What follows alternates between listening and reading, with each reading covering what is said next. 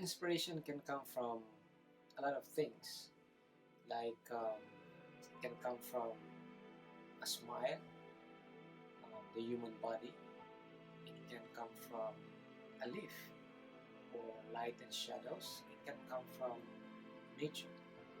So it can come from anything that can inspire my ideas and translate them into the kind of architecture that we have.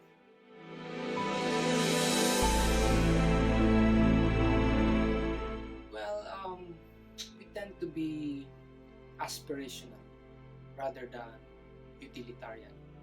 While other architects are more focused on construction, we are more design oriented. See, we are more as designers rather than builders.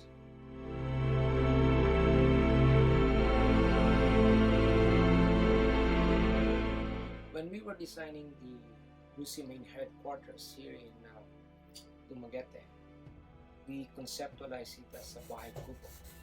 But you don't see it that way when you look at the building. So we design it like a building that is set for a global stage, but the features that you see there are more of Filipino rather than Western.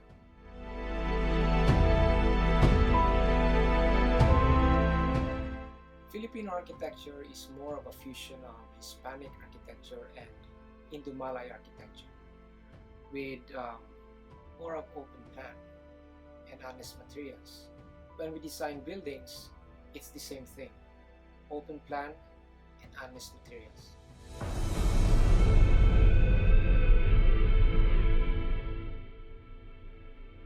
Well, it comes from, first of all, God, the originator of creativity.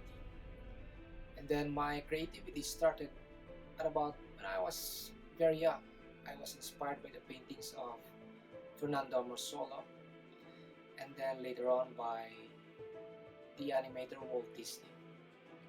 And then the creativity of minimalism by Steve Jobs in the 1980s, when he was creating all these minimalist computers.